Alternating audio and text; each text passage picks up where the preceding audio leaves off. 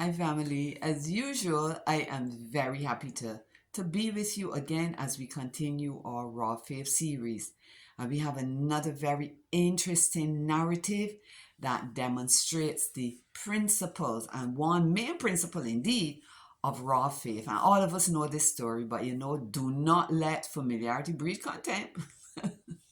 Because there are times that we figure we know something and but there are deeper lessons that we can see. So the narrative that we are going to consider as in our raw faith journey now is the story of the 12 spies. So just a bit of a synopsis here. So God said, and this is critical, God said, I have given you the land. And let me say that one of the most important principles, we could call it pillars, whatever, but one of the most important aspects of raw faith is that raw faith must be able to stand on the word of God alone despite all evidences of sense knowledge. Now, we had talked about this sense knowledge thing before. I got that concept from a book called The Power of Your Words. Sense knowledge is where, as it were, you know something in your head, knowledge, and then it is what you see in front of you, your senses. So, what happens sometimes with people is that God may have given them a word, and usually let's call it a rhema word, or there's some definite statement God has made about a situation that they have put before him. But then things begin to look different, and sense knowledge then overpowers what God would have said to them. This is exactly what happened with the 12 spies. And this story is critical in our understanding the principles of how raw faith can overcome sense knowledge so quickly. So they got to the borders of Canaan now, and the 12 spies went in. 10 of them came back with a negative report and said, yes, the land flowing with milk and honey and stuff, but I tell you some giant, well, this is the essence of what they said. There are some giants in there and we will not be able to overcome them. Their cities and everything are well fortified. And they said, you know what, we will look like grasshoppers to these giants, man. So that's the report they brought back. But then Caleb stepped up and countered that report. Caleb said, yes, it's a good land. Let's go up immediately and possess it because God is with us. Their protection is gone from them. Man, I tell you, them 10 spies get hopping mad, and they, what we would say, they riled up the people.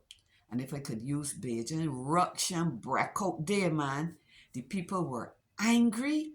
They were so angry that they thought of stoning Moses, and they started to complain about how, and that's the thing about a faith that can only see to believe. You see, because things look the opposite now. And I guess they expected that when they got to the land, even though God had given it to them, all they were going to do is march through and have a good time.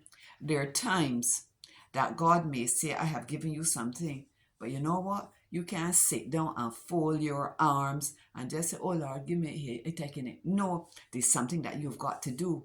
Sometimes we do have to go in and possess what God has given to us. So we see this principle here of sense, knowledge overpowering what God has said to them. And the end of that story, man, it didn't turn out too good for them because even the ones who had raw faith, Joshua and Caleb, who spoke up for God and said, man, look, the protection of those people departed from them. And most importantly, God is with us. Well, that must have went through one ear and out the other one of the people because they were not listening to that. Family, I want to say something to you. See, raw faith shines and will show up and show out when it meets a challenge. I tell you, if we go through our lives and we think that faith is just about going to church and singing, oh, woe for a faith that will not shrink. It's not just about singing that.